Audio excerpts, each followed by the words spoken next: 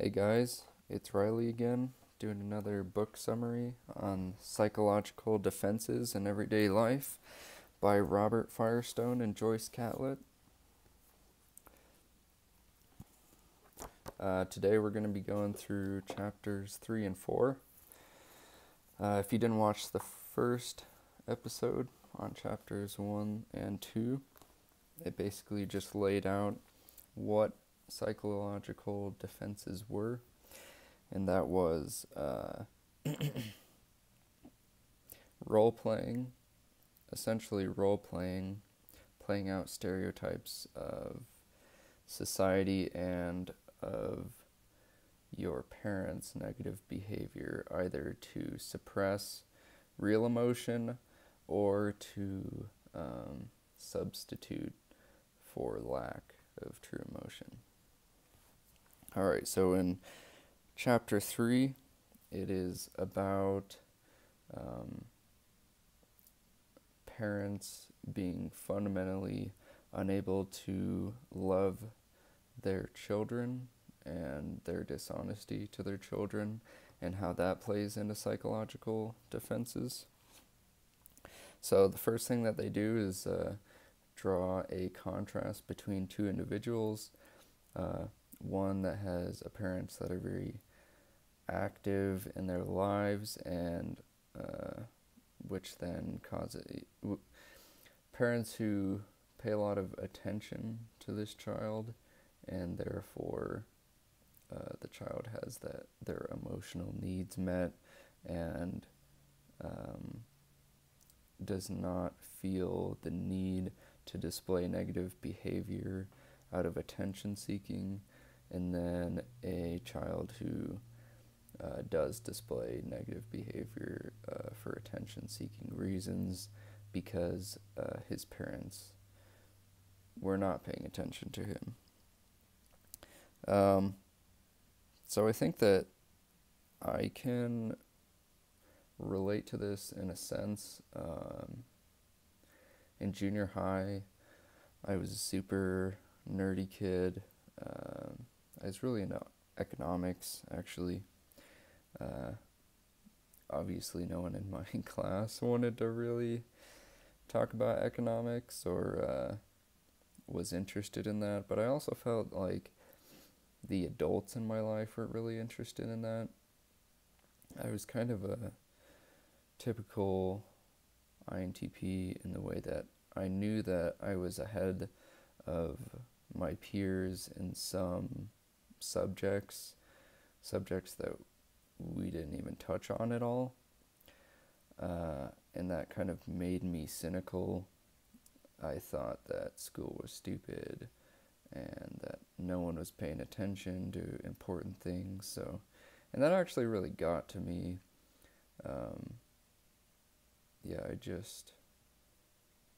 No one was really interested in that stuff, which made me mad.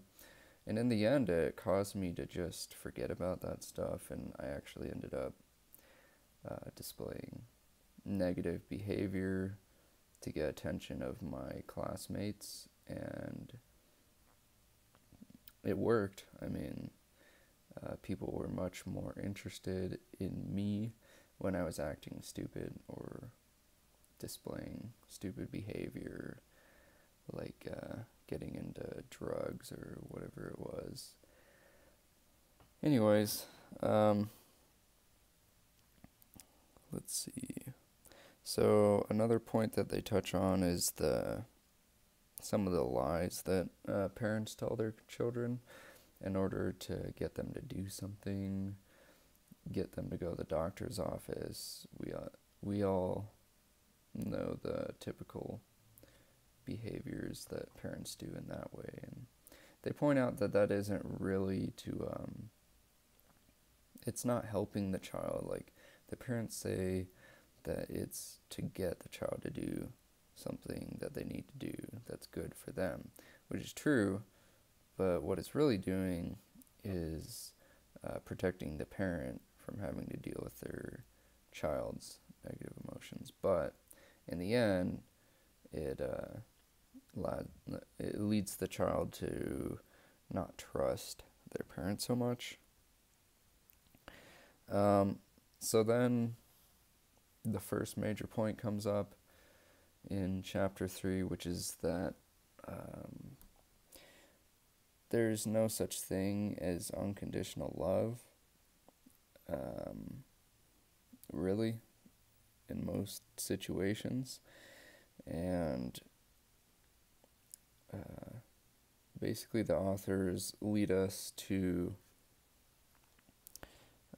instead draw our attention to being individuals and seeking our own happiness. So basically to have self-intimacy, to love ourselves and take care of ourselves before we're trying to get the affection or approval of others, which is a good thing to do. I don't think that it's really applicable to children. I don't think it ever will be. So that's kind of my take on that. I think children are always going to be seeking role models, but yeah, after you're an adult, you've got to learn to take care of yourself before you can take care of someone else, which I actually completely agree with. So that's a major point in these two chapters, is that you can't love someone else until you love yourself. It's like the Bible saying, love your neighbor as yourself. What people don't get from that is you have to love yourself before you can love your neighbor. So I guess the way that I could tie this into INTPs for me and other INTPs that I see on forums is that a lot of INTPs tend to get pretty nihilistic when people don't recognize how special they are and all of the insights that they have, which no one really is going to recognize your brilliance that easily. Like, you're going to have to actually go out and do something, because the thing is, it may be somewhat illogical in some circumstances that people will only listen to your logic if you have a lot of experience or something. But most people operate like that. Most people want to see that you have experience before they're going to listen to you, even if that isn't a necessary component to what you're talking about. I know my mom is that way, and a lot of the types that have introvert sensing in their functional stack are definitely about that. And then even the people with extrovert thinking in their functional stack are not going to listen to the INTP as much, because the INTP doesn't have the credentials. So that's basically how that goes. I think that INTPs need to just realize that that's how people are, and you're going to have to be a little more involved for people to listen to you. So another thing that the book says to not do is a lot of people will try and kind of blackmail their parents by being failures. Like, if their parents did not show them affection, then they therefore are going to choose a poor spouse. Or if their parents were overly protective or didn't teach them the value of hard work, then they're not gonna be able to hold down a job. And that's kind of like, it's kind of like they're trying to get back at their parents. Like, oh, you didn't do this right, you didn't raise me right, so I'm going to fail in my life because of that, which is ridiculous. Like, you can't do that. That is very unhealthy. You're not reliant or even really connected to, like, once you're an adult, you don't need to treat your parents' advice as overly special or cater to their feelings, you know. Anyways, the next thing that they go into is social pressure and how people's negative experience will cause them to pressure other people, which is definitely true. I know when like couples will be really, people say they're in their honeymoon phase and, oh, you'll get over that, like, you need to cut that out. It'll be normal life soon enough. You'll be grumpy like the rest of us. That is actually, because even nonverbal cues will cause people to almost feel guilty that they are happy, or maybe feel that they're being a fool, that they're not being realistic, like it's not going to be that great, so they should lower their expectations, which is definitely negative behavior. You don't, because lowering your expectations is just going to set yourself up for failure.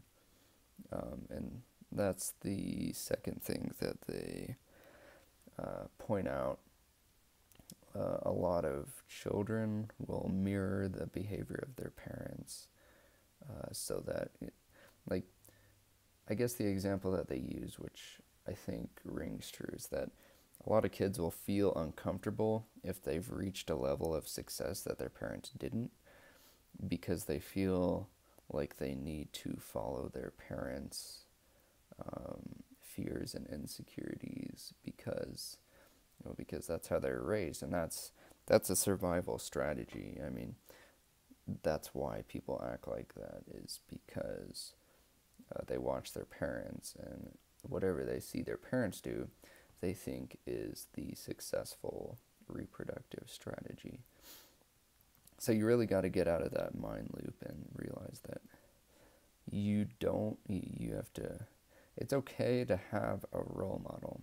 It's okay for your parents to be role models, but you have to take each of the things that they taught you and look at it with as unbiased perspective as you can. The fact that your parents did it isn't reason enough to follow in their footsteps, is what I'm trying to say. Like, I don't think that there's any reason to be overly critical of your parents. I actually think it's wrong to be overly critical of your parents, especially verbally to other people. But that doesn't mean that you don't have to be critical of them through your actions, right? So you can pick a better path, and you're not going to know if it's a better path until you try it. So in that way, you don't have to follow your parents' footsteps, exactly.